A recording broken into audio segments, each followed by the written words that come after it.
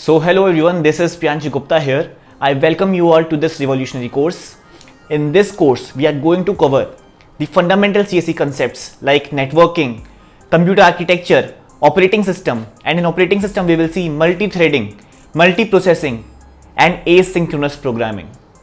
And this course is not going to be a boring lecture because in this course I will discuss about real-time applications and I will show you the live implementation of every concept that we will discuss in this course. I will start from how a simple program actually gets executed on your system by a CPU and operating system. How a C and Java code actually runs on your system. We will discuss that. And then we will see how our operating system actually manages all the resources and governs all the processes running on your system. We will see different types of memory like ROM, RAM, cache, and how the instructions get stored in that memory storage. And then we will understand the basic concepts of networking, like what is IP, what is OSI model, what is protocol, ports, and how a Wi-Fi router connects you to the rest of the world, and much more. And in this course, my main motive is to tell you the real-time application of these concepts that we study as a theory in our CSE or IT branch. Or if you are not belonging to any CSE IT branch but want to understand about these concepts, then also you can see the real-time application of these concepts. Because if someone doesn't know about the real-time application of these concepts, then it's of no use. Because if you want to make your career in programming field, then understanding about these core concepts is very important. And then when we have understood about these concepts, then we will apply those concepts in a real-time website, like how a website actually works, how a web server actually takes the request and makes the response and give back to the user. Then we will compare different kinds of servers available like Node.js server, Django server, which by default uses Python WSGS server. Then we will also see what is ASGS server of Python, for which we have examples like Uvicorn and Daphne. And then we will try to add asynchronous programming at backend to make our server efficient and fast. We will try to handle different types of cases like IO operations, database operations, and CPU intensive tasks at backend, but we will try to perform them in such a manner that we are able to handle a lot of requests at a single point of time. Those who are watching this course, I want your 100% attention, because in this course I am going to solve your doubts that you might have in your mind, like how internet works, how a packet actually gets transferred from one place to another, how you can make your system publicly accessible, and much more such type of questions. So before we actually get started, I want you to do me one favor, that is please smash that like button and do hit that subscribe button, because that helps me a lot. Now without wasting time, let's start this revolutionary course.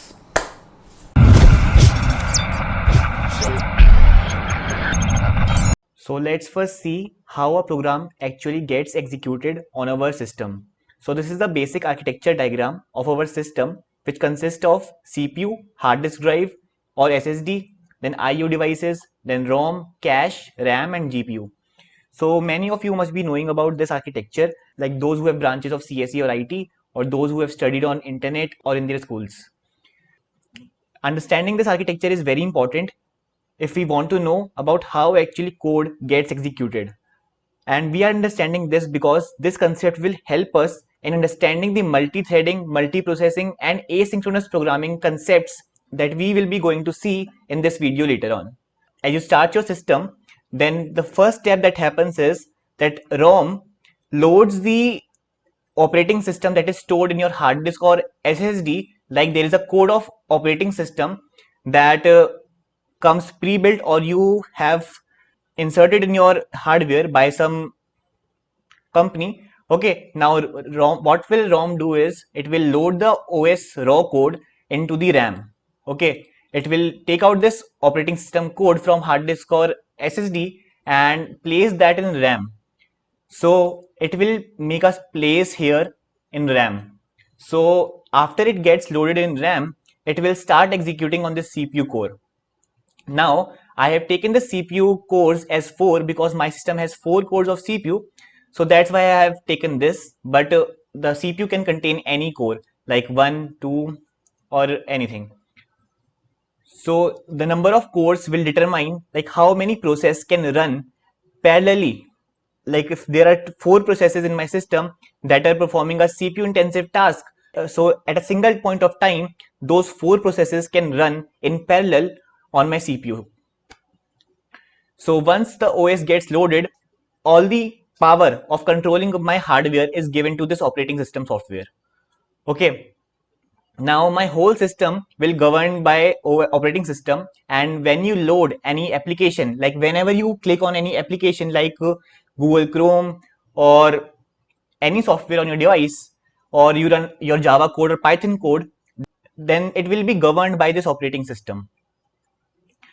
So there are several memory system in our hardware like ROM, cache, RAM and hard disk drive. So the closest one with CPU is registers that are placed inside this CPU core. So this register is very fast memory, because from this register, when CPU is actually executing the instruction, then CPU can get access to this register very fast. And after this register, then comes cache. So second fastest memory is cache, and then after that RAM comes, and then after that it comes hard disk drive. So let's move further, and this is a basic brief that I have explained you now, but now we will be going to see the actual implementation of the code here. Let's move to the next slide here. So this is the next PPT in which I have explained about ROM. What is ROM? So ROM is basically a read-only memory from which we can only read. We cannot put our data into this ROM, and this data on this ROM is pre-inserted by our company who has manufactured our laptop or PC. So ROM contains a fixed set of binary digits or raw code, we can say that. It consists of that only, and it's a non-volatile memory. Non-volatile memory means, like, if power is not supplied to this memory, then the memory will persist in this ROM. But we cannot add more information on this ROM. Like we add more info, like you place your files in your USB or on hard disk drive or other memory. But this ROM, from this ROM, we can only read. Okay, we can only perform a read only operation here. So the ROM consists of this software which is called BIOS, and BIOS is basically, so the basic function of this BIOS is to test the hardware and to locate the operating system from your device, like wherever the operating system is stored, like in your hard disk drive or SSD. So this BIOS will locate the operating system and will tell ROM that here it is, and now you can place this operating system into the RAM, so that our hardware can interact with the applications that you install in your system. So basically the first step that happens when you open your system is ROM loads operating system software, like operating system code, from SSD or hard disk drive to RAM. Okay, so whenever the program is in RAM, that means it is currently in a process in where it can be executed by the CPU. So now the OS is responsible for allocating, once the operating system is loaded on your RAM, then this OS, then all the control is given to this operating system. Like now you are the owner. Okay, now you have all the power and responsibilities to manage all the things. So now once the operating system gets that control, now operating system is responsible for allocating address space to any application. So now when you run any application or open any application, then what happens is its code, now that application will also contain a code, right? So that code needs to be loaded into the RAM, as we loaded operating system into the RAM so that it can be executed by CPU. Now we load the application code into the RAM, and that is done by operating system. And now operating system will manage how many space it has to be allocated. Okay, let's understand from this diagram which I will make here. Now consider this as your RAM, which is placed in your system. Okay, this is the RAM. Now once the operating system is loaded on your RAM, it will take a place here. It will make a certain space here, like this will be, operating system will be stored here on this RAM. Okay, now all the code is residing here of operating system, and there is another application that you want to run on your system, and that is suppose Google Chrome. Now Google Chrome Or let's take the example of your Java code. Okay, you want to run your Java code. So for that, your code will be stored in your SSD or hard disk drive. So this is your SSD or hard disk drive. Now your Java code will be residing here, somewhere here, and you write that code. Okay, now as soon as you click that application or run that code, what will happen is it will automatically run the java.exe file. Now this is a executable file, and this is the first file that runs whenever you run your code. Okay, and this is basically a JVM file. Okay, which is a Java virtual machine, and this basically compiles and interpret your code and then execute your code onto the CPU. As you run this code, it will start this java.executable file, and this .exe extension can vary from one operating system to different. Like in Linux, we have this .out file, but in Windows, we have this .exe file. And for any application to run on your system, you have to make this executable file, that is .exe, and this executable file contains the machine code. As you write code in a higher level language, so that higher level language can't be understood by your CPU. So to be understandable by CPU, the machine should have to convert that higher level code to a lower level code, and that lower level code is basically known as machine code. Now as soon as you click on this application, then what will happen is operating system will load the JVM code on this RAM. Okay, now it loads here. So now what will happen is, before JVM app actually starts working, it also has a Java compiler, and Java compiler has also a code which is used for converting our code into a machine level code. So that Java compiler will also contain some code that is predefined. Okay, now that code will convert this Java code that you have written, that is .java file, into bytecode. Now your .java file is basically converted into bytecode, and this .java file and bytecode is, both files are platform independent. Okay, this is .class file. So basically these two files are both platform independent, and you can run both of these files anywhere. But now after it is converted into a bytecode, what will happen is JVM, using the JIT compiler, that is just in time compiler, convert this bytecode into a machine code.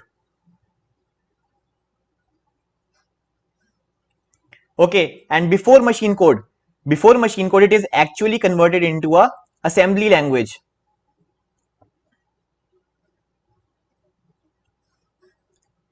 And this assembly language will contain opcodes and instructions that are understandable to our CPU, and those instructions are also specific to a particular CPU core. Okay, a particular processor.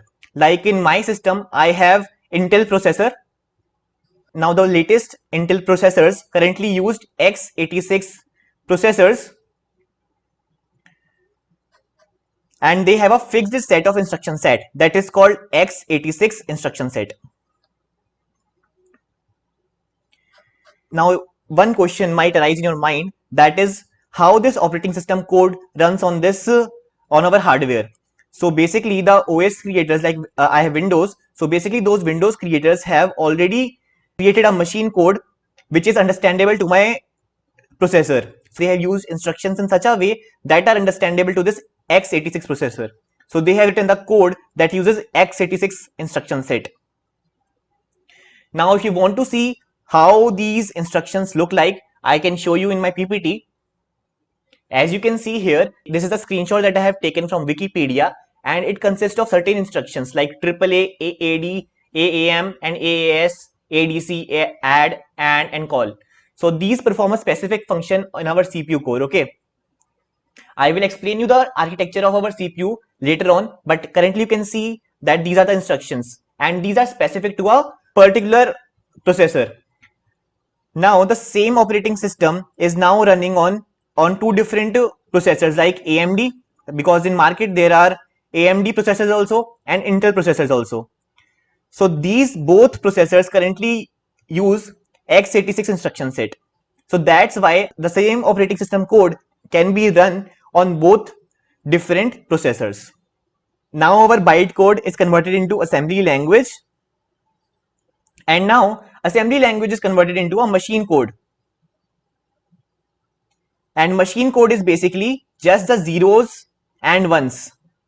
Okay, it's a combination of zeros and ones, because our system, our hardware can only understand these bits that are 0 and 1, and 0 and 1 represent a particular state. Like in your house a power supply comes, so if power is coming then it means it's a state of 1, and if power is closed then it means it's a state of 0. So that is the way our computer works. As you can see here, anything can be converted into binary digits. I can show you now. So here, as you can see, this table, that is ASCII binary character table. Here you can see that letter A can be converted into a binary digit, into a binary code, by using this ASCII code that has been assigned to this. This is the basic convention that is followed by everyone. Okay. Now this A has the ASCII code of 065, and this 065 can be converted into a binary digit. Like for 0, it's 0. If it's 1, then it's 1. If it's 2, then it's 1 0. If it's 3, it's 1 1. So this is how any number or any letter or any special character can be converted into a binary digit. And this is a language that our machine can understand. So basically what happens is, once the code of our .java file is converted into a machine code, then it is actually given by operating system to the CPU that now execute. Okay, now our CPU will understand those combination of zeros and ones and combine them to make a x86 instruction. Okay, and now this x86 instruction is understandable by our CPU, so now they can interpret what the instruction is. So they will look on the combination of the 0 and 1s that are being supplied by operating system to the CPU, and now they will analyze what that instruction is, and then they will perform the actual execution, and then it will execute, and then we will get the response or result. So this is how the actual code actually runs on our system.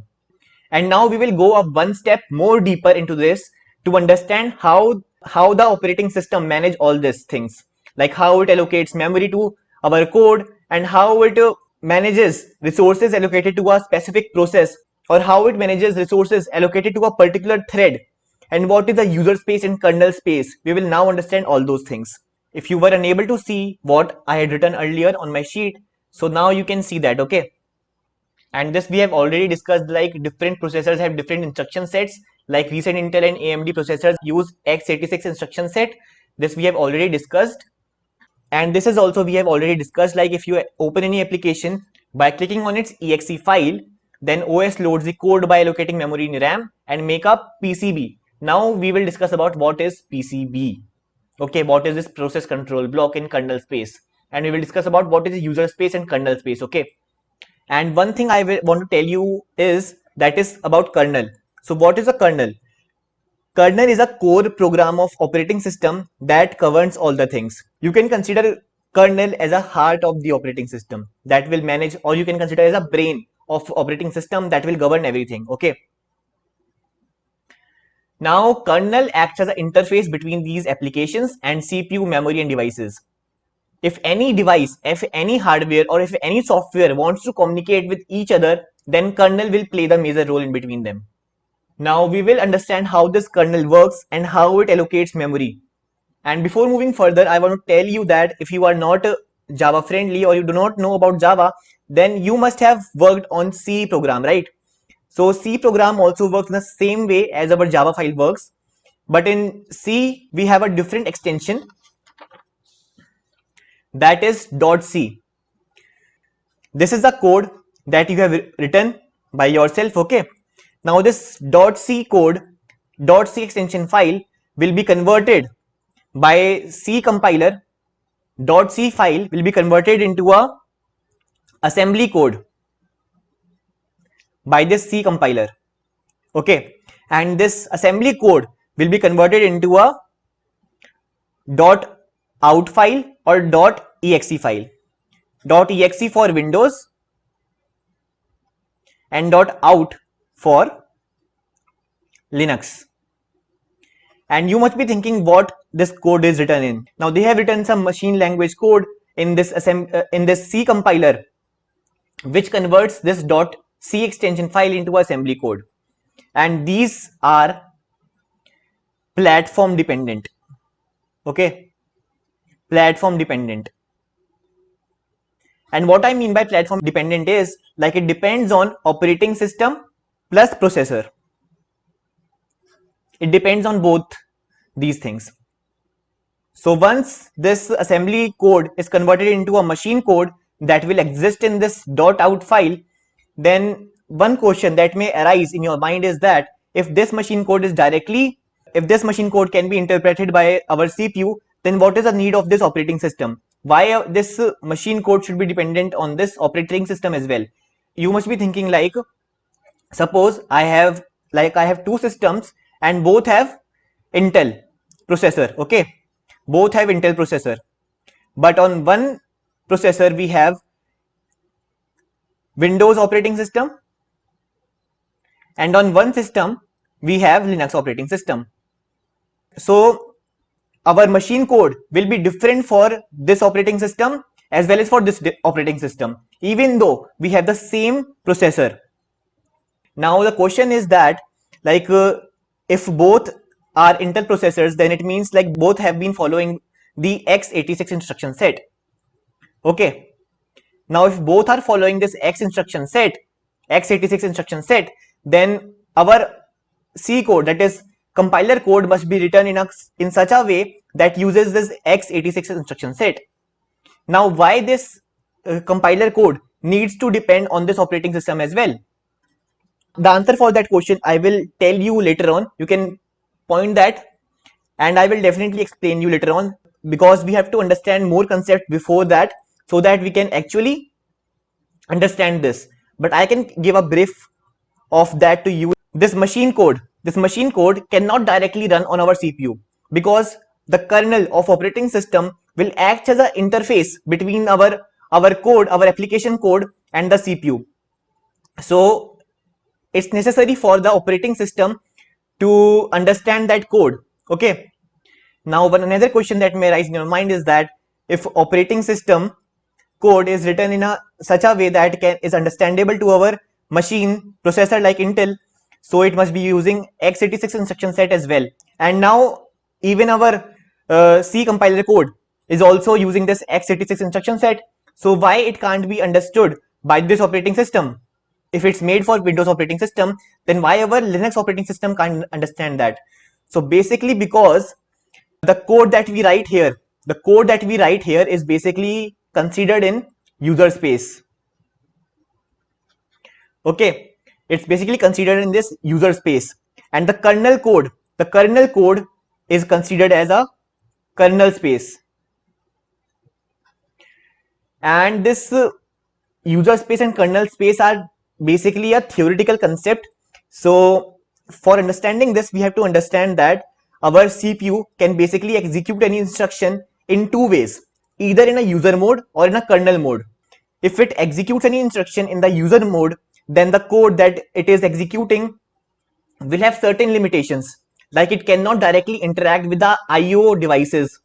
Like if our code wants to interact with the hard disk drive, or wants to make a network call, or want to make a HTTP request, then it cannot do by its own. Okay, because it don't have such privileges to execute those tasks. Because when CPU is executing that code, our code, CPU will know that this particular code belongs to user space. So this, I will not give permission to this code.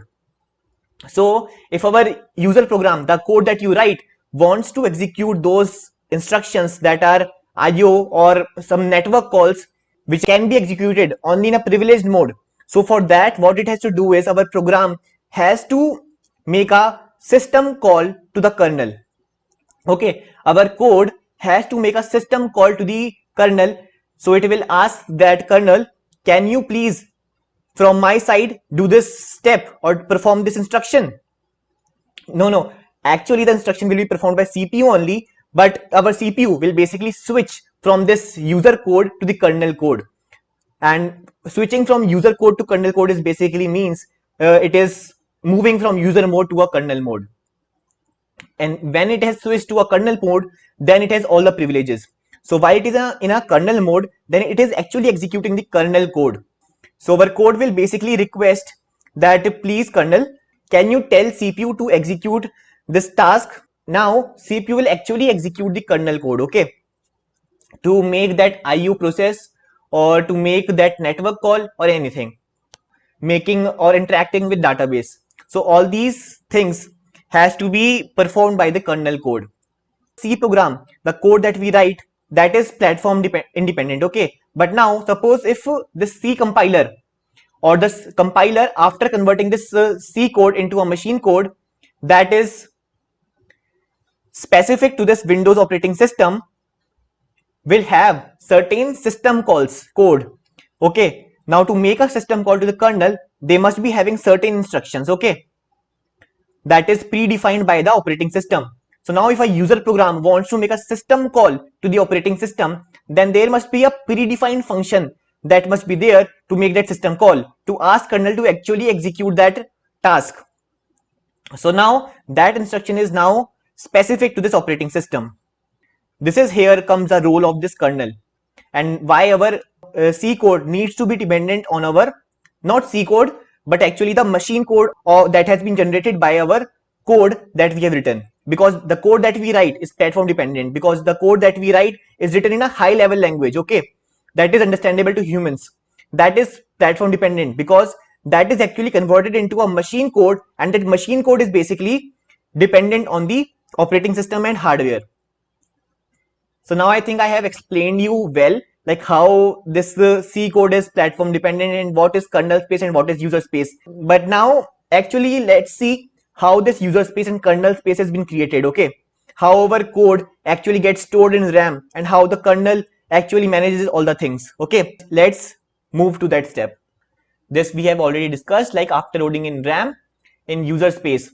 So whenever the RAM, let's take the new page, let's create the RAM again. This is the kernel code that is there by default, kernel code in RAM. Now when this code that you have written, that is .c file, and also the machine code of the compiler that converts our high level language into a machine level code, that both codes are being loaded here in RAM, okay, to certain space, to a certain address here. Like suppose the address is 52. Now these addresses are not actually the numbers, these are represented in some X00 something like this format, the convention that is being used by our hardware, okay. Now I will also explain you what is the physical addressing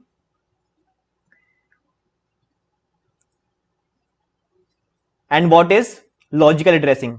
I will come to that point also, but before that let's understand this concept. So now once this compiler code and this .c file is being loaded in RAM, then what will happen is this is considered as a user space, okay, this is considered as a user space and this is considered as a kernel space, okay. So as soon as you click on any application to execute .exe file of any application, then what will happen is operating system or our kernel will allocate certain resources to that. So it will given certain space in our RAM, like this is the address space that it has been allocated so that it can be loaded onto the RAM. Now whenever code will execute, it will use certain resources, right? And kernel does not only has the responsibility to run this only .c file, okay, or this compiler code. It has certain other processes as well, like you have Google Chrome, running at background. Then you have Microsoft Office. Different processes are working side by side. So kernel has to manage all these processes. So how this kernel manages all those things? So what happens is, as soon as you click any application, then kernel space, then this kernel allocates three things to that, things to a specific process. Suppose this is a P1, we can consider this whole program as a process. So this is a P1 process. Okay, now when this P1 is loaded, it will make a data structure for that to manage all these resources allocated to this process. So now this kernel space, in this kernel space, certain new things will be created, okay, this corresponding to this process, specific process. Now those things are, for a particular process, it will allocate three things. Now these things will be PCB, then kernel stack, and a page table. So we will now understand what these three things are. We will go one by one in each of these things. And now one thing to notice is that this PCB or this kernel stack or this page table will not be allocated to any specific address. Okay, it will not be restricted to the specific address to this only, because it cannot be loaded. All the things cannot be loaded here only in one address. Okay, it has to take certain address of a RAM to be stored there. Okay, because these are data structures that you create in any code. So these are basically a data structure that will hold the memory. Now kernel code will itself maintain a personal stack here. Okay, personal stack, which will have the pointer or address of these actual spaces where all these things are stored, like PCB, kernel stack of a page or a page table of a particular process. So all the things will be stored here, like address of these things. Okay, now kernel code is directly executed by CPU, and now kernel code will have instructions that will point to the stack, and the stack will point towards these memory allocations of PCB, kernel stack, and page table. This is how kernel manages all the things here. Now let's move to this page table first. What is this page table? So now as soon as you load your program into the RAM, then it will be allocated certain addresses. Like suppose it has been allocated this block of address space like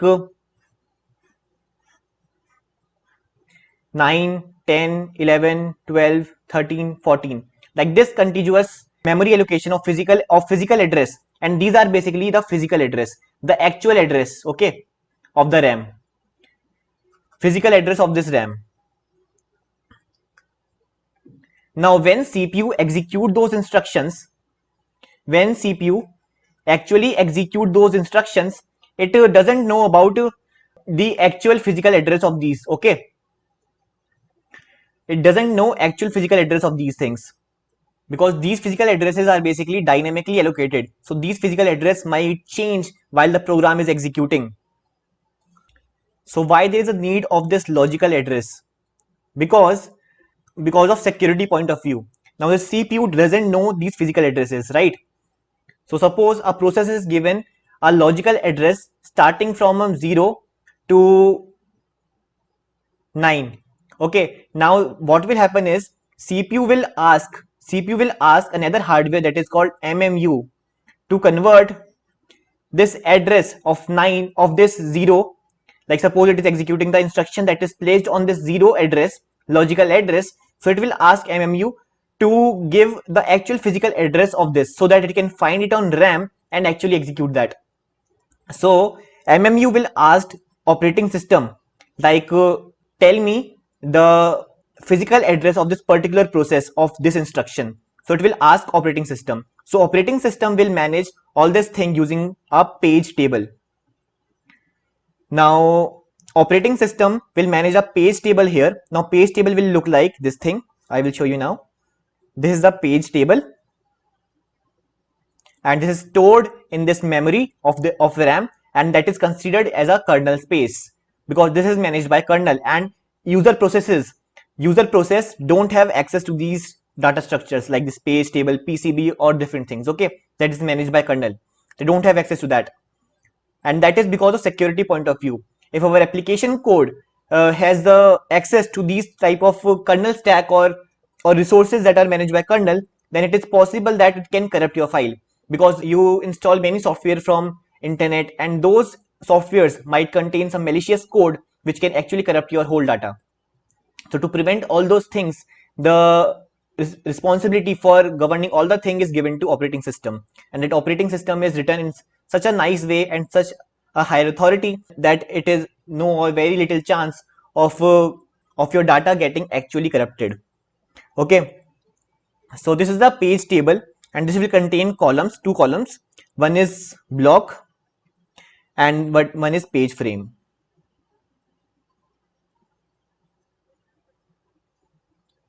Now suppose the instruction that is placed on this 0 address is 1, okay, and then on 1 the second instruction, and on 2 it is 3, and so on.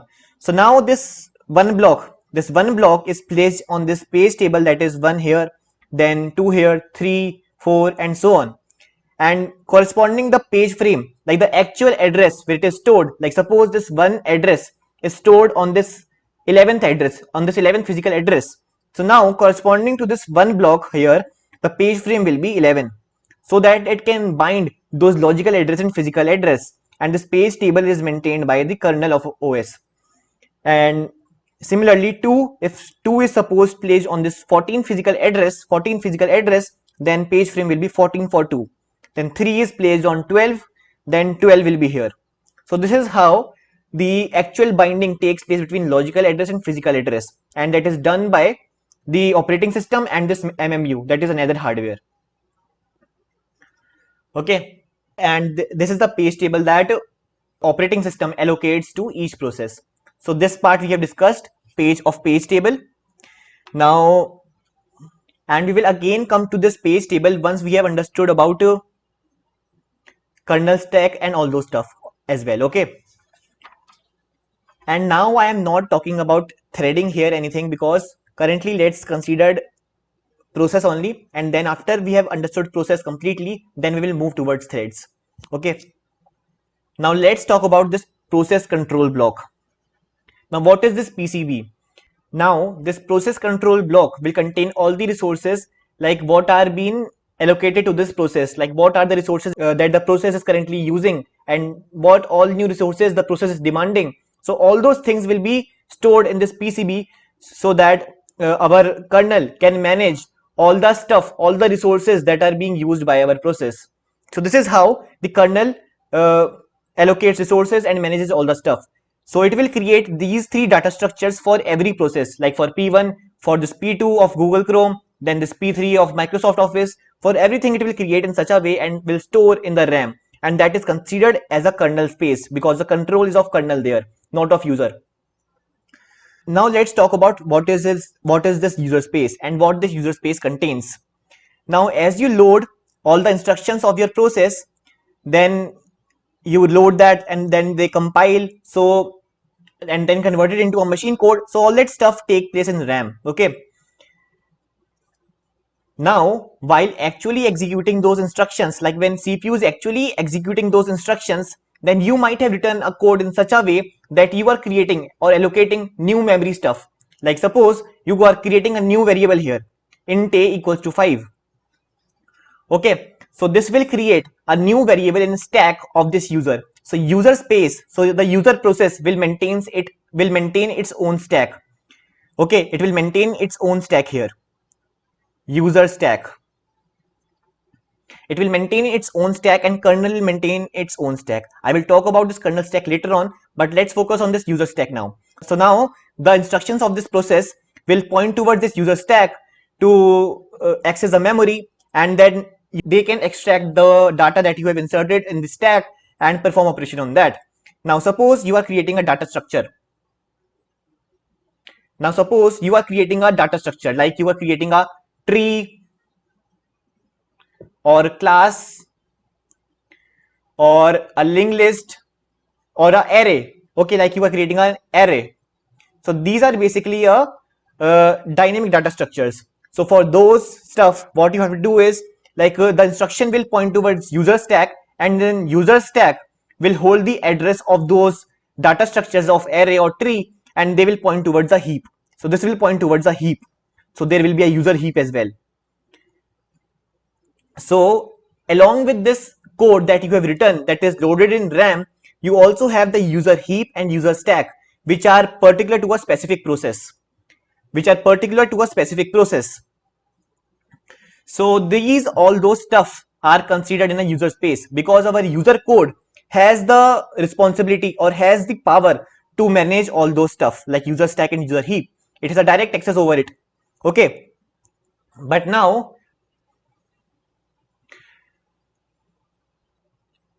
we have also understood what this user space is. And one thing that we discussed earlier was that whenever the CPU start executing that the code that we have written or the machine code of anything, then the code cannot directly execute on its own.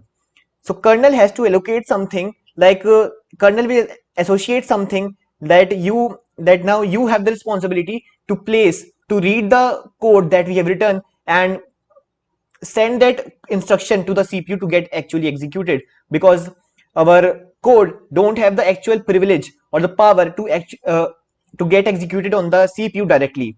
So what the kernel will do is kernel will create a new kernel thread and it will allocate that kernel thread to that process. Okay, now let's come to the new page here. Now consider that our process that we have written, the program that we have written, that is P1, it is a single threaded program. Okay, it's a single threaded program. It do not contain multiple threads. It is just executing the instructions that we have inserted from top to bottom. Okay, from top to bottom, it's a single thread only. And what will our kernel do, like once it is converted into a machine code and loaded into the RAM, then what will the kernel do is it will associate a kernel thread to this. It will associate a kernel thread to it. Because our process is just a raw code, it do not has a life. Okay, it do not has a life. Something needs to be there that actually reads it and actually perform those instructions on the CPU. Okay, there should be a medium over here, like if I read an article, so I am the medium, I am reading that article, so there needs to be something that needs to be there. Okay, and consider this as a user thread, and user thread is nothing but a stepwise, consider this as a stepwise writing of the raw code. Okay, consider that user thread like that only. Okay, user thread do not have a life. It's actually the kernel thread that has a life, and the kernel thread that has been associated by the kernel, because kernel code is actually getting implemented by the CPU and starting only. Okay, so now kernel thread will associate to this process and it will start reading what this process is saying. Okay, it will start reading the process from top to bottom, because currently we are having only one user thread, like we are not creating two tasks at the same time. It's only the tasks are creating one by one from top to bottom. So now kernel thread is allocated to this process and it will start reading this code, the machine code, and will tell the CPU to actually execute those tasks. Okay, those instructions. So now this kernel thread will maintain its own kernel stack. Like we have seen earlier that each user, and now we are considering a process, the program that we have written as a single threaded. So the single thread will have a single stack here. Okay, now the single process will have a single stack here, so it will maintain its own user stack of the variables or the dynamic data structures that it create while executing. So all those stuff will be stored in this user stack and user heap.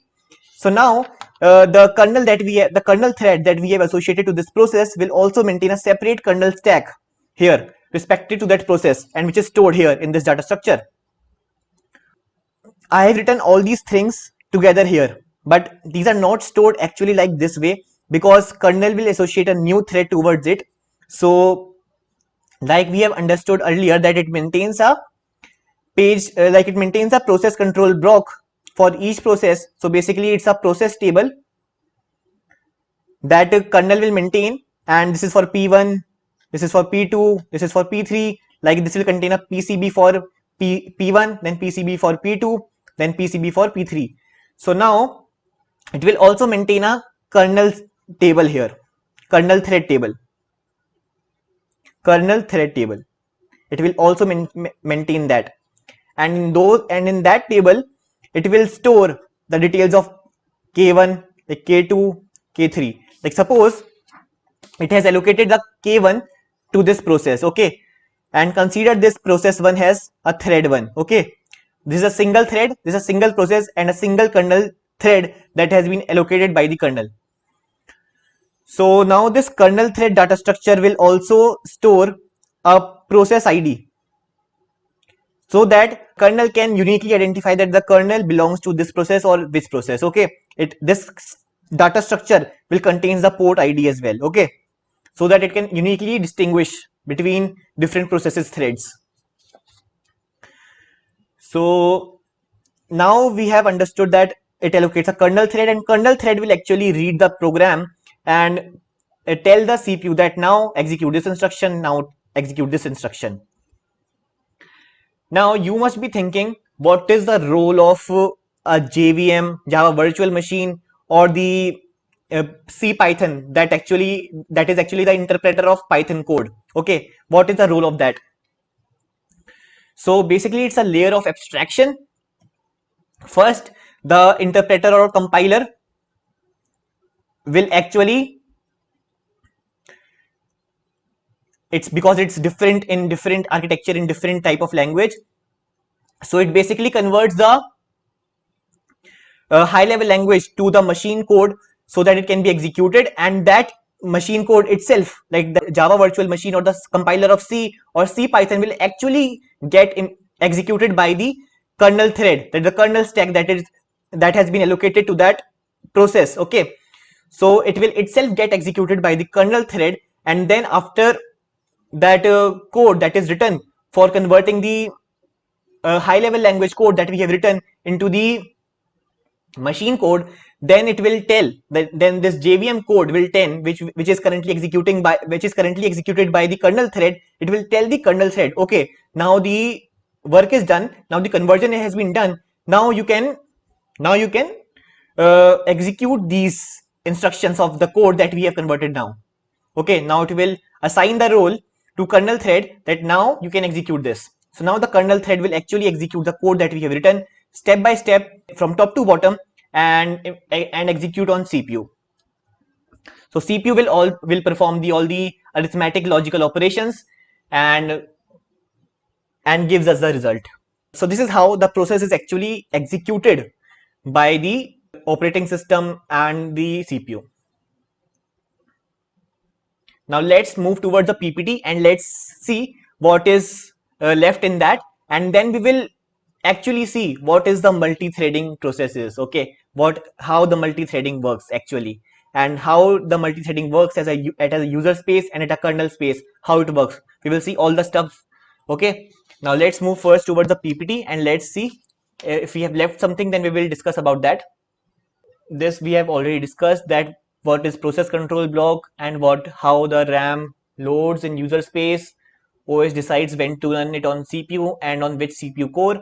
And also one thing to notice about this is that there are 4 cores in my CPU, okay. So now when the kernel has allocated the kernel thread to my process, now that kernel will actually decide that on which CPU core I should allocate this kernel thread, okay, to actually execute that process. So that is a decision of the kernel to execute on which CPU core. Now whatever the CPU core will be idle at that time or is not doing anything, so now kernel will say, yes, now you are free, now execute this kernel thread which I am allocating to you. So this is how the stuff take place. And now this is another slide, and these are some screenshots that I have taken from a PPT that I found on internet, and it was very useful. I will give the reference of that later on. So this is and on the left side you can see the actual architecture of the CPU. Like this is a CPU, this is a memory, and how the CPU actually works inside. So basically it has a program counter, then IR, then it has registers and arithmetic logical unit, which actually executes the code, which performs all the mathematical operations, okay.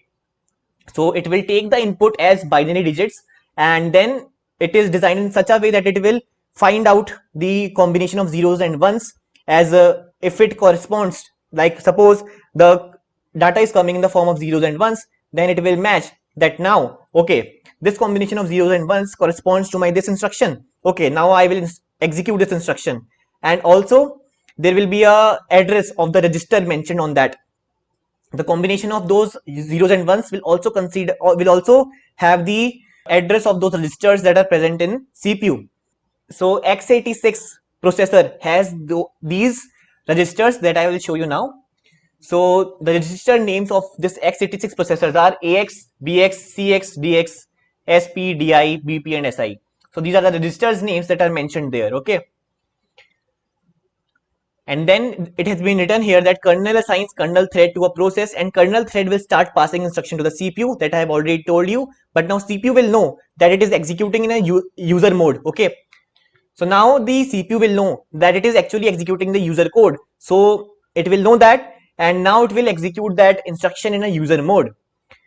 Now I have written some topics like virtual memory, user space, kernel space, ring levels. So basically the hardware of our Intel processor has four level of rings of privileges, like 0 ring, 1, 2 and 3.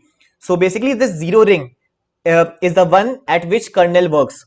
So this 0 ring has the privilege or power to control all the hardware and all the applications, and the 3, which is the least privilege mode, is actually where our code runs. And in between those rings like 1, 2, the drivers of different stuff works. And if we are talking about Linux operating system, that will work only using 2 ring levels like 0, 1 and the third one. On 0, 1 it will execute the kernel, and on third level it will execute the user programs that you write. So this is the one that I have showed here, like CPU can operate in the kernel mode and in user mode. And this is the instruction, like if it's a discrete write or discrete tape write. So these are basically the IO operations. So this is something that the user mode or user code cannot directly execute on its own, because so now what will happen is, if user code directly try to access these operations, or directly try to execute those instructions, or directly try to execute the IO devices or something that has that actually is governed by kernel, so CPU will block that. Okay, it will stop that process. But normally what happens is, our compiler or the Java virtual machine language compilers are designed in such a way, whenever our program is converted into a machine code, what it will do is it will make a system call. It will make a system call to the operating system. So it will ask the kernel that, please, can you perform this task on my behalf? So now CPU will start executing the kernel code and actually perform that operation. Now I have written, if you are running your Java code, then kernel thread is first reads the code of JVM, and then JVM compiles the bytecode again using JIT compiler and convert it into a platform dependent machine code. The JVM code will tell kernel thread, now read this new machine code. So this is something that I have already told you, and this is also I have told you, I think, but here there is a proper diagram of actual conversion of the bytecode or the high level program that you write into the machine level code. So here, as you can see, that this is the code that you write. So it is and this is basically the Java stuff. Okay, this is how the Java architecture works. So basically it converts this program that you write into a bytecode, and bytecode is also a platform independent, because this bytecode can also be like if you write on this on your Windows operating system, then you can load this, you can actually execute this bytecode on a different operating system or a different hardware. Okay, and then this bytecode is actually converted by this our Java virtual machine when we actually run that code on the system. So now that Java virtual machine will actually convert that into a assembly language that contains opcodes, and then opcodes are basically converted into a binary digits, that is zeros and ones. I am trying to explain you again and again, because this is something that is very critical and very important, and the resources on internet are not easily available where you can actually learn all this stuff from scratch to the typical level. Because once you start reading, then you will not find all the resources at one place, but I am trying to give you all the things at one place, so that you don't need to have to look other things and other things. I am trying to handle all the questions here. So this is the exact PCB data structure. I have taken this from one of the research paper, I think. And this is the exact architecture of the PCB in Windows operating system, I think. And this is how it works. Like, it contains a structure prop, and then it consists of a size of process memory, that how much memory has been allocated to the process, or how much new memory it is allocating. Okay, all the stuff will be stored here in this. And then there is a page directory pointer for process, then kernel stack pointer. Like, after allocating a kernel thread to that process, that kernel thread will maintain a kernel stack. Okay, now what is the use of that kernel stack? I will explain you now, don't worry. And it will then have a variable for storing all the files that has been opened by that process, then current working directory, then executable name. Okay, so it will basically, this PCB will hold all the information of the process. And this is the MMU functions that I have already told you, that is conversion of logical address to physical address. And I also want to tell you one thing more. Let's close this slide and let's come on paper and pen again, because this is something that I'm showing you on this paper pen can't be shown on this PPT, because it's so imbalanced and it's so deep that I was not able to represent all the stuff on the PPT. So now let's talk about the kernel stack. What is the role of this kernel stack? The kernel thread, the stack that has been allocated to a kernel thread. Okay, so whenever the kernel stack start reading all the instructions here of this P1, then there needs to be something. First role of kernel thread is basically to read the code of your process, because this user thread is nothing but a raw code, or the stepwise writing of the raw code, because this user thread is nothing but a raw code. It do not has a life. Okay, no life. The life is actually given by this kernel thread, the medium which will actually read, and it will read in such a way as you have written the code, as the user thread will guide it. Because you must have written, suppose you have written a function 1, and then inside that function you call one function 2, which you have defined earlier. Okay, so this is basically a user thread. Okay, now this is going from here to here, then to here, but user thread is not actually giving the life. It is just the way of writing the code. Okay, and this is a theoretical concept that is called thread. The threads are not actually visualizable. Okay, it's actually the way you have written the code. The binding of the code is actually the user thread. So now the kernel thread will execute this in this way, and it kernel thread will play a no role like understanding how you have written the code or how you are executing this. It just takes the instruction in the way that you have written and take that to the CPU, and CPU will actually execute that task. The role of the kernel thread is this only. Now, kernel thread will also, what will do is, it will maintain a communication between the kernel and process, like whatever the resources are being allocated. So kernel thread will take that and store that in PCB. So all the communication stuff is being done between kernel and process is being done by this kernel thread. So that's why some new memory allocations need to be done while executing. So all those stuff will be allocated to this kernel stack, and that kernel stack will also be stored in the kernel space. Now suppose you want to make a IO operation. Okay, so now you will tell the kernel to execute the code, to tell the CPU to execute the kernel code, okay, to actually perform that task. So now the when CPU will actually perform those tasks of by executing the kernel code, then it will also create some memory. It will also allocate some memory. So where it will be getting stored? So it will all be getting stored in this kernel stack here, on which the user process will not have access to that. And that information that has been requested by the user process to actually implement the code of kernel code, that information will be also be stored in that page table that we have discussed earlier. Now I will show you that page table. So here, suppose this is the instruction set of user process and the heap memory and the stack of that user process particularly. But now what will happen is, it will also add here on this page table those kernel, and this page table is actually getting stored in kernel side, in kernel space. So it will actually add some more blocks here, like 7, 8, 9, 10, which is actually the those instructions or those stack memory or those heap memory which is actually created by the kernel code. Okay, and this is all getting stored in this kernel space. But but the user process will have only access to this. Okay, when it will execute on this, if the CPU is executing a particular instruction on this user space, only then it is accessible. If it tries to access this part, then the CPU will not allow that. It has to make a system call to access this kernel code or kernel space. Okay, so this is something that I wanted to tell you.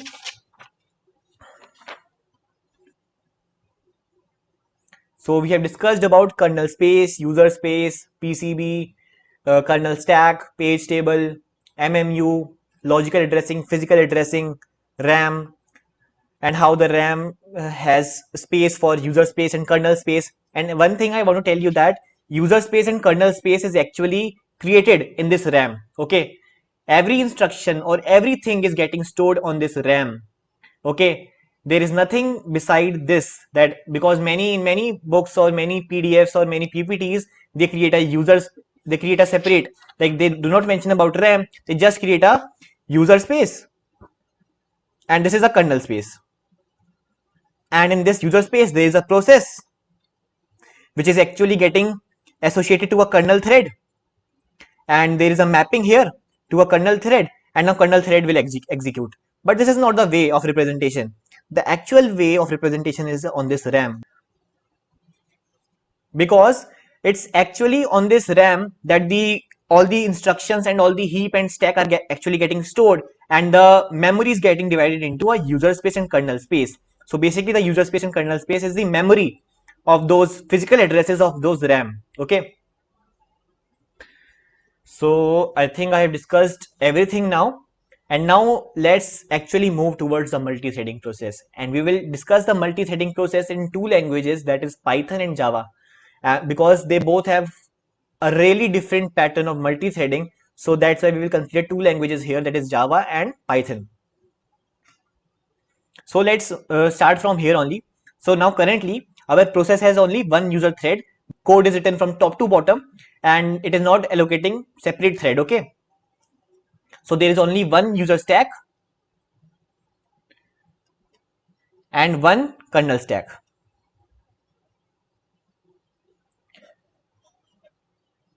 So now let's talk about the multi-threading model that is called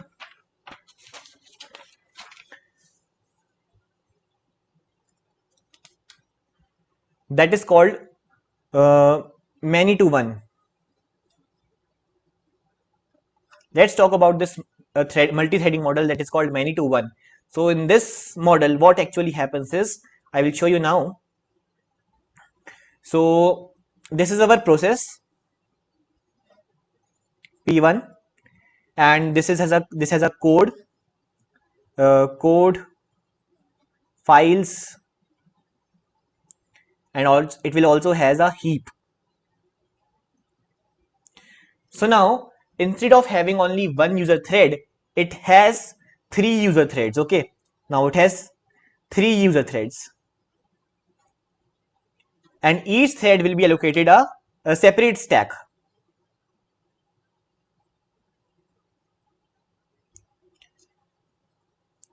So suppose our process P1 creates three threads. So for three threads, three separate stacks are created. Now this structure is not actually what actually happens. Okay, it's just a theoretical way of representation of what actually is happening.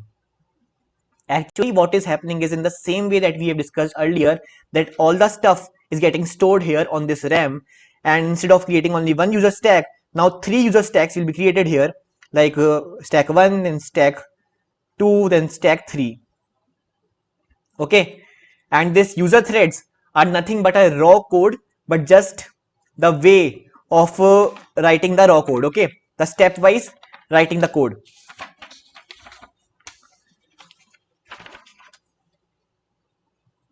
that I mentioned here, stepwise writing of the raw code. It is just the way. Okay, so now I have written the code in such a way that now you can consider these threads as three tasks. Okay, task 1, task 2, and task 3. Okay, now the code is written in such a way that to one thread I am allocating task 1, and to another thread I am allocating this task 2, and to thread 3 I am allocating the task 3. Now my whole process, the whole code is converted into a machine code, and now it's ready. Okay, now my kernel also has associated a kernel thread towards this process. Okay, to this P1 it has allocated one new kernel thread, that is K1. Okay, so this kernel thread, what it will do is it will start reading this process. Okay, it will start reading this process because these are just raw code only. The actual life will be given by this kernel thread. It will start reading this process from top to bottom. So now the code is written in such a way, intelligent way, that kernel will not know about these threads, okay, because it's just a raw code. So it has nothing to do about these instructions. So it will start reading those tasks one by one, like this task 1, this task 2, and task 3. So it is reading task 1, and executing on CPU. So on CPU it is executing the task. Now what happens is, when it is executing the task, this thread, that is thread 1, has some code that wants to perform some IO operation. Okay, now this thread, the task that that the kernel thread is now executing, has some IO operation. Now for this IO operation, this thread wants to make a system call. So now this kernel thread will actually make a system call to kernel and will tell kernel that this thread wants, that this process now doesn't know about these threads. It will tell kernel that this process wants to make a IO operation. So it will call the IO devices, and the stuff is moving that. Okay, it requires the IO device, this kernel thread, this kernel code, because CPU is executing that kernel code. Now that execution of kernel code on this CPU will contact IO device, and now this thread, this kernel thread 1, is basically waiting for the response of this IO device. It's waiting. So now this kernel thread 1 is basically blocked. It is idle. It is not doing anything. It is not doing anything. So now this kernel will ask process P1 that do you have any other tasks that we can perform? Okay, the kernel will ask process that do you have any other task. So what it will do is, process 1 will do is, yes, I have thread 2, that is task 2, and thread 3, that is task 3. So now these two threads are mapped to this new kernel thread, that is K2, and K2 will start giving life to those tasks and start reading those instructions and start telling the CPU to execute those instructions. So now our process is not getting blocked when it is performing an IO operation. Okay, our process is not getting blocked while it is performing an IO operation. It can perform other tasks. So this has increased the efficiency. Okay, this has increased the efficiency and time for the completion of the whole process. And now kernel thread 2 will start executing those stuff or those instructions on the CPU. And when this kernel thread 1 will actually receive those IO response, then what it will do is, it will tell kernel that I belong to process 1, and now I have received the response that I was allocated. So now what should I do? So kernel will say that I have already allocated a kernel thread 2 to process 1, so now you can get vanished. So now this will get removed, it will be deleted, and now the kernel thread 2 will continue executing. And now if thread 1 also has some task remaining of this task 3, like suppose there are some more task on this task 1, then it will again get mapped to this kernel thread 2 and will start executing. So this is how basically a many to one works, many to one multi-threading model works. Now let's talk about another threading model, that is 1 to 1.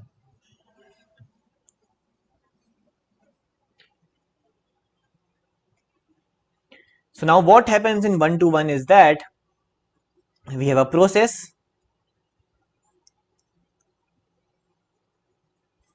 And one thing I have forgot to tell you is that the memory management of this user stack and this user heap that is common to this process will be in the same way that we have discussed earlier. That is, on RAM, the process will be allocated the memory, and then it will maintain its user stack, user heap, stack 2, stack 3. It will all be getting stored. Then for that whole process, there is process table and kernel thread table. On this process table, we have PCBs, and this is a kernel thread in which there is a process ID. So now suppose there is kernel thread 1, which is allocated to this PID, this process, and kernel 2 when the kernel thread 1 is getting blocked. So now this kernel thread 2 and kernel thread 1 have both the same same process ID, that is P1. So the memory allocation will be done in that way only, and the user space and kernel space will be done in that way only. Okay, and kernel will maintain its own kernel stack here. So this is the way. And also, before moving to one-to-one multi-threading model, let's consider one more case here.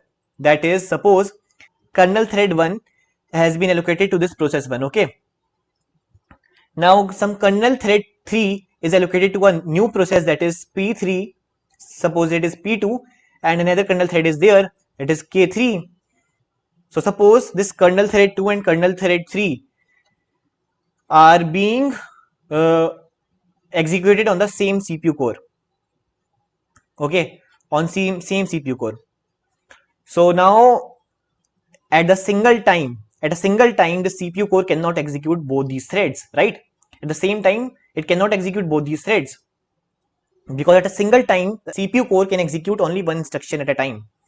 So now maybe the CPU core context switches between these kernel threads. Okay, like suppose it is executing now kernel thread 2, then it will start executing this kernel thread 3. So when it basically context switches, and this context switching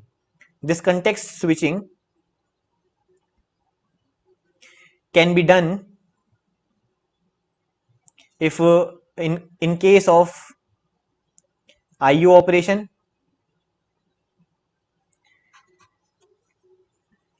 Sorry, I'm writing in the wrong direction. It may be a little difficult for you to understand this, but please try to understand. The camera is placed in such a way that it's difficult for me to write actually, but I hope you will manage, because this thing is something that is not easily available on internet, and I am trying to collect all those stuff together and providing you in a single source of medium. So now this context switch can happen if IO operation is being performed on any kernel thread, and you have seen that in this case of IO operation, our kernel is allocating basically a new kernel thread K2, and the K2 is actually executing on the CPU core. But in meantime, it's also possible that a different process kernel thread is being executed on the same CPU core. So when this context switching happens, now this context switching happens in IO operation, or it can be due to preemption. Okay, now this preemption is basically an interruption that now now I am executing this kernel thread for 5 seconds. Okay, now leave that, I will switch to another kernel thread. Now I will execute this for 5 minutes, 5 seconds, and then I will switch back to that kernel thread. So it can happen in that way also. So that depends wholly on this architecture or operating system, how it is handling that stuff. It's different for different cases. When this context switch takes place, actually the kernel thread has to actually store all the data. Okay, now this kernel thread will communicate all those memory allocations of the kernel stack, then that page table, and then user space will also store all those stuff before context switching. Because if it does not store, then it is possible that that there will be a chance of corruption of data or losing of data. So to remove that, it's actually that all the data is actually stored in RAM before actually a context switch takes place. Okay, now let's move to this one-to-one model. Now this process 1 has 3 kernel threads in a similar way like earlier. Okay, now this has 3 kernel threads. Now these user threads are now mapped to kernel thread 1. sorry, I will not do in that way that that everyone tells you about. I will explain you in a very good manner. So now it's a process. Okay, now kernel will allocate a single kernel thread to it. Okay, this is a kernel thread, and it will map this process or map all those threads to this kernel thread 1, and kernel thread will actually give the life to this process and start executing those steps. So now suppose it start executing this thread 1 and read those instructions and pass those instructions to the CPU, and CPU will actually execute those instructions. Now after after some time, the process 1 makes a system call. Now suppose this thread 1 is actually executing the CPU intensive task only. It's actually executing a CPU intensive task, not a IO operation in which the kernel thread is actually idle. So now it's actually executing a CPU intensive task. So at that time, the kernel thread is not idle. It's actually performing some task because it is telling CPU to execute those tasks, right? So this kernel thread 1 is busy actually, okay? But now this process 1 wants its thread 2 to execute at the same time, not on that same core of that CPU, because we have 4 cores, right? Core 1, core 2, core 3 and core 4 on our system. So now the process wants to execute its thread 2 on this another CPU core, and these threads are basically a lightweight process because we can easily context switch between these threads, and there's a stack specific to those threads. So basically each thread has to maintain its own particular stack of set of instructions. So we have to basically look, like suppose if it's a RAM and this is a process 1 address space. So now this process had to look all these address space for finding any instruction or finding any memory allocation. But now if thread 1 has given its particular stack, so now this thread 1 will only have to look on this particular stack that it has been allocated. So this increases the time and this increases the context switch time, okay, between user threads, and kernel will not even know if process 1 is actually executing thread 1 and thread 2 in case of many to one model. But now since we want to actually execute this thread 2 on different CPU core, then how is this possible? So what it will do is it cannot do it directly because it don't have a privilege to do that on its own. Like it cannot directly execute its instruction on the CPU core. It has to take the permission of the kernel. So what the process 1 will do, like on thread 1, now this kernel thread 1 is actually executing this thread 1.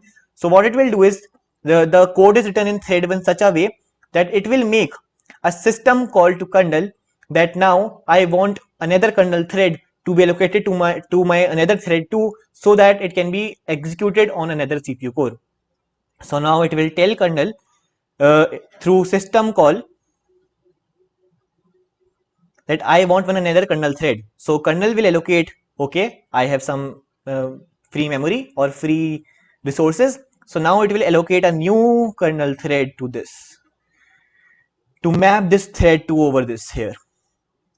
Now it may be possible that all CPU cores are busy in performing other kernel threads, okay, in executing other instructions that are being given by other kernel threads. So now if CPU core is available, so kernel will see that now this core 3 is free. So now what it will do is it will allocate this kernel thread to this core 3, and this kernel thread 2 will start executing on the CPU core 3. So this is how, even though these both thread 1 thread 2 are performing a CPU intensive task, but they are being performed parallelly, okay.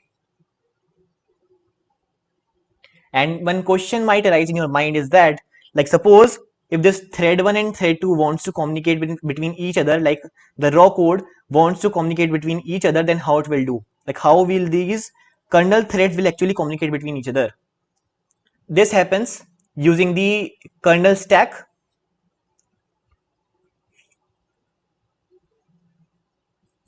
Because this thread will have a separate stack on this user space, and this thread will have a separate stack on the user space, okay. So now this kernel thread that is executing on this core 3 wants to communicate with this kernel thread 1. So now what it can do is either approach the JVM, Java runtime environment. Like if we are performing a Java code, then it will try to contact the library that actually makes the system call, okay, in which the system call code is written, and that code is written in Java in JRE, that is Java runtime environment. So this thread will contact the JRE that I want to access the memory that has been allocated to this kernel thread 1. So it will have a common heap here, and it will also have access to these threads memory, this thread user stack, because kernel threads can get access to these user space, okay, but the user threads that have instructions in them cannot directly access over the kernel stack or kernel space. So now this kernel thread will wants to access the memory of this kernel thread 1. So it will ask the process, and then it will tell that this is the one, and it will take that from that address space, and they will communicate in such a way. And this communication will also require operating system as well. The communication between these is done by using kernel stack and the runtime environment. And this runtime environment can also be called as the thread library, because thread library is basically contained in this runtime environment that actually interacts with this kernel, okay, the code that actually interacts with this kernel, that has an instruction written in such a way that is specific to the particular OS, and now it can communicate to this. So that's why I wanted to explain you from scratch, so that you can understand these concepts. Now if I directly come to this one-to-one threading model, or many-to-many or many-to-one multi-threading model, then you may get confused, right? So that's why I started from scratch. Now I think you will be able to understand and try to relate everything together. Now let's talk about another threading model, that is many to many. In many to many, what happens is, this is a process, and it will have a runtime environment that will manage all the threads here, and will contact the kernel for making system calls and to allocate a kernel thread to it. So now suppose this is a thread 1, this is a thread 2, and this is a thread 3. Now this thread 1 and thread 1 is executing, okay. Now this thread 1 and thread 2 are executing, and so now suppose thread 1 start executing by allocating one kernel thread, okay. Now our kernel associate one kernel thread to this process, and thread 1 starting to execute over here. So it will execute, okay, and then it wants thread 2 to execute, but the code is written in such a way that a system call is not made, it is allocated to the same kernel thread. So now if thread 1 is performing an IO operation, this thread 2 can directly execute on this kernel thread 1, okay, if it's making IO operation. But if it's a CPU intensive task, then both threads cannot run parallelly on the same CPU, because at one time one kernel thread is actually executed on a single CPU core. But now this thread 2 has an instruction in such a way that it makes a system call to the kernel, and it asks that please give me one another kernel thread so that I can allocate this thread 3 on another kernel thread, okay. So basically this is a many to many multi-threading model, and there's also a T4 that is actually getting mapped to this K2 also. So this is basically a many to many multi-threading model. So we have discussed about all the three multi-threading models here. These are all the threading models that are there. But one thing now I want to tell you that many to one threading model that we have discussed earlier is basically followed by Python, and not Python. It basically depends on the runtime environment. So basically by default the runtime environment is provided by C Python. So CPython is basically a interpreter of this Python, which actually converts the code into machine code and interacts with the kernel. Okay, now CPython code is actually written in such a way that when kernel thread actually execute the code of CPython, and when we write a code in Python, when we create a new thread, so this CPython will not allow, this CPython will not make a system call to allocate a user thread to a new kernel thread. So it does not allow that. So basically it has a GIL, that is global interpreter lock. CPython uses a lock which is called global interpreter lock, which prevents the threads to bind to another kernel thread. So what happens is, suppose you write a code and you create two user threads here, thread 1 and thread 2, and both threads are actually performing a CPU intensive task. You want them to run in parallel. Okay, so that is not possible, because once it is mapped to a kernel thread 1, then if it thread 1, the instruction thread 1 tries to create a thread 2, then it will first contact the CPython Python runtime environment, and that Python runtime environment will see that already a kernel thread is actually executing the thread 1, so it will not make a system call to execute that thread 2 on another kernel thread. This is basically the global interpreter lock that CPython uses, and CPython uses this global interpreter lock because this interpreter is not thread safe. So for its own requirement it do that, but if we run Python code on a different runtime environment, like using Jython, or there's a interpreter called PyPy, if we use these interpreters, then they can actually allocate our user thread to a different kernel thread, and that kernel thread can actually execute it on a different CPU core. So that's why this in Python we can't run two threads on different CPU core at a single time. So true parallelism cannot be achieved in Python, but CPython can take the help of concurrency. Now concurrency is basically a fake parallelism. That is in case of IO operation. That suppose if thread 1 is operating a IO operation on, like suppose the kernel thread 1 is executing a thread 1 IO operation, then what it can do is it can allocate other threads to a different kernel thread. Okay, because CPython will know that my one thread is being blocked because of IO operation, so now it can allow other threads to be allocated to a different kernel thread and they can run at that time. So this is the way you can execute your program. So if I make a diagram here, like suppose if thread 1 is executing on CPU core, and this many to one threading model has a limitation that at a single time it can use only a single CPU core. So now if thread 1 is executing on this CPU core 1, and if it wants to run thread 2, then it can execute thread 2, but not at same time. Now thread 1, now thread 2. So they can run side by side, and in between this time when this thread 1 is not executing, it can perform IO operation if it has that. So that time will be saved. That time will be saved here, because if we use only one thread and execute this process, then even for IO operation it will block the whole process, and the thread 2, then the other task will not be able to execute on CPU. So it will block the whole process and it will not be able to execute. Okay, but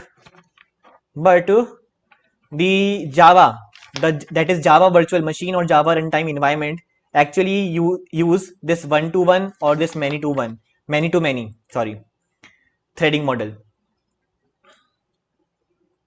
and it's not specific that it uses only one-to-one or many-to-many. It varies, and it varies on different architectures, because Java runtime environment is available for different operating system and different hardware structures, so it may vary from place to place. So if we run a Java program, then it's possible that you can actually run two threads on a different CPU cores, and you can utilize the CPU in effective manner.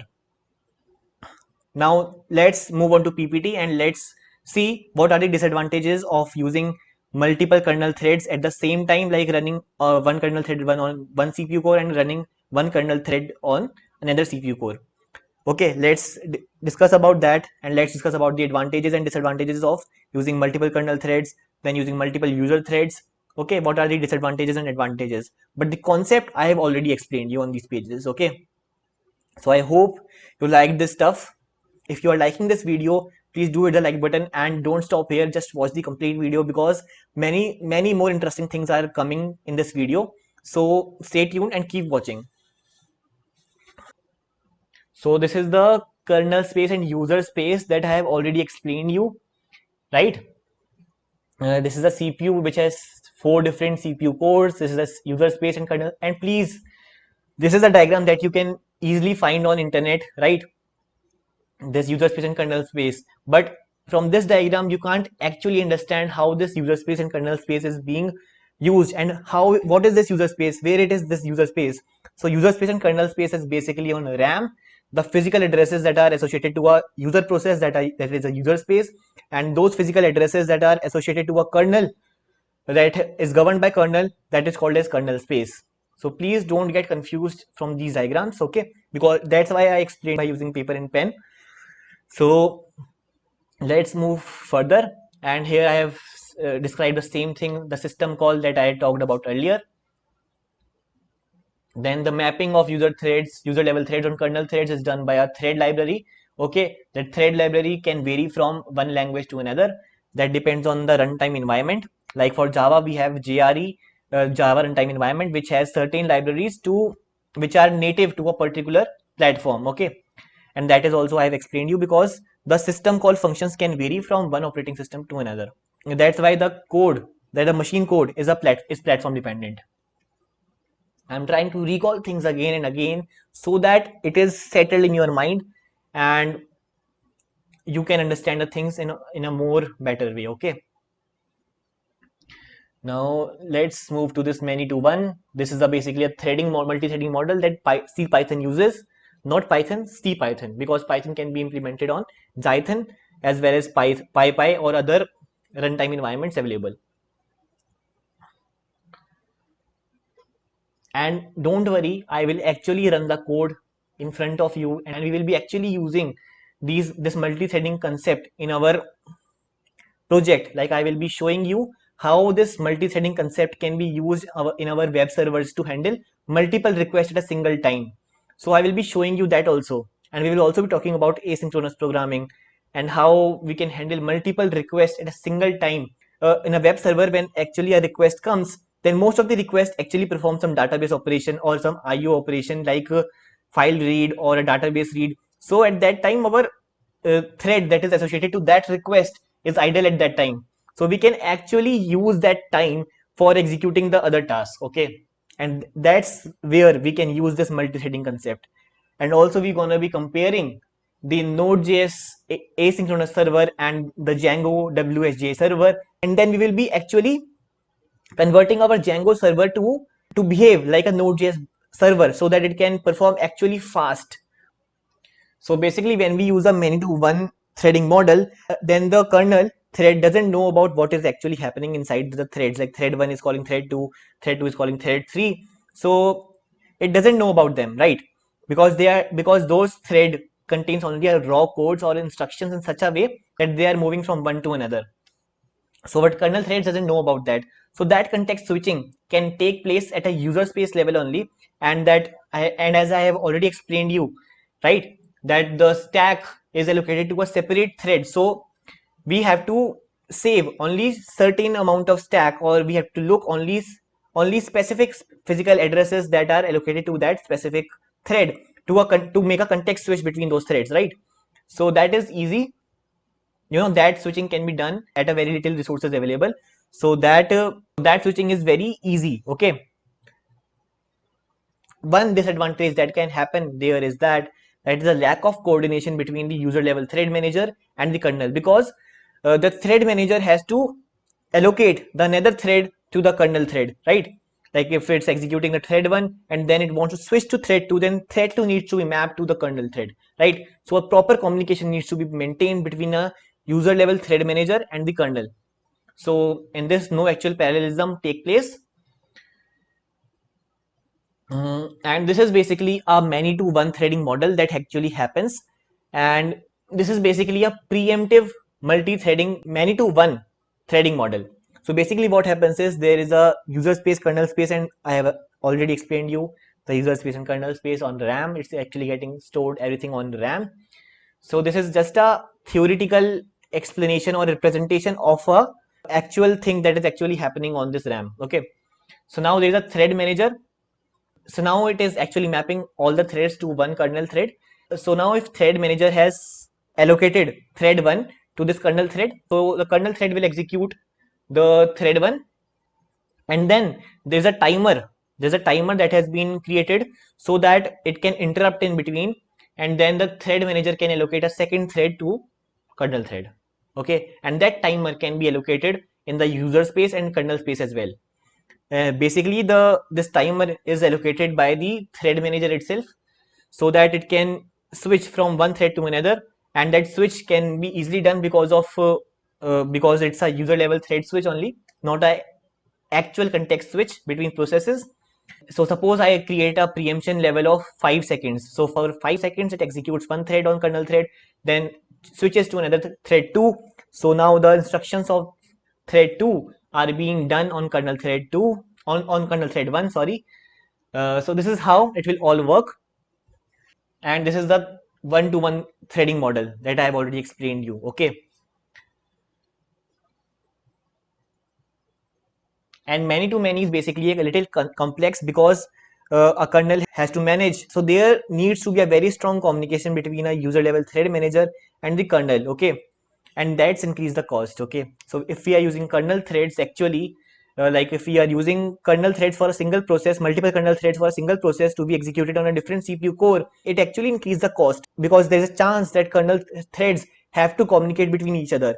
So that for that communication to take place, kernel has to take a step in, and kernel and the runtime environment together work to make that communication happen. So that increase the cost. So that is a disadvantage of using kernel threads. We are getting the processing, but in the same time we are actually increasing the cost and also the overhead. Also we are increasing the overhead. It will reduce the time from that multi-threading concept, but it will actually increase the overhead. Okay, now I will explain you later on when we will actually see the implementation where you should use which threading model. Okay, like in what cases you should use one-to-one threading model, in what cases you should use many-to-one threading model, or in what case this is beneficial, or in what case this is beneficial. Okay, I will tell you later on when we will actually implement the code here. And this is basically how the JVM, Java Virtual Machine, actually interact with CPU, and this is just a diagram. The JVM cannot directly communicate with the CPU structure basically, so there needs to be a kernel which actually associate a kernel thread to the JVM, and then they will communicate with each other. Okay, I will give the references to these resources as well at the last. And also I have gone through various Quora question answers, then Stack Overflow answers, then I gone through various research papers, then I gone through various documentations. So it all took me around a lot of time to actually conclude all the stuff. So basically this how this thread stack, like the thread stack is actually using the CPU registers, CPU cache memory, and the RAM as well, because it will be storing in RAM, but at the time of execution it will go in CPU registers as well, in CPU cache memory as well, then in RAM as well. Okay, here I have explained how there's a context switch take place, okay, between two kernel threads at a time, which I have already explained you, right? And the comparison of multi-threading between Python and Java, I've already explained everything, right? So these are basically different cases which we will discuss later on when we will actually implement the code. Okay, and now we will move to asynchronous programming, like what is asynchronous programming and how it is beneficial than a multi-threading programming. Okay, we will discuss all the stuff here now.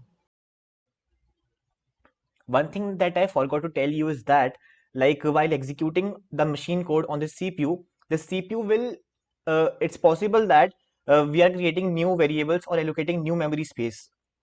So when the instruction is actually executing in CPU and that instruction is creating a new memory space in this RAM, then to access that memory or to create that memory in RAM, CPU will use the logical address. Okay, it will use a logical address, and that logical address will be converted to a physical address, that is a real physical address of this RAM, by MMU using the operating system or a kernel of the operating system, and it will use the page table as well to find the actual physical address of this RAM. So CPU will never use the real physical address. It will be converted, it will use the logical address while execution, and that logical address will be converted into a physical address by this MMU using operating system. Okay, so our user code that we have written and that has been converted into a machine code will never know about this physical address. Okay, if you create an instruction, then instruction will contain the address of the stack, user stack, and that stack will contain the address of the heap memory. But these addresses that is stored in this RAM in user space will only point towards the logical address. Okay, it will not point directly to the physical address. So while execution of instruction in CPU will take the help of this MMU to convert the logical address into a physical address, and then it will actually target the RAM. So this is how it is done. So our user code basically never knows about the physical address of the RAM. This is something that I forgot to tell you. That's it for this video. I hope you have liked this video. If you like this video, do hit that like button and do subscribe to my channel. In next video, we will see the live implementation of multi-threading inside Java and Python, and we will see how these two different languages actually handles multi-threading, and then we will implement asynchronous programming and multiprocessing in Python, and we will understand the basic concepts of asynchronous programming. So see you in next video.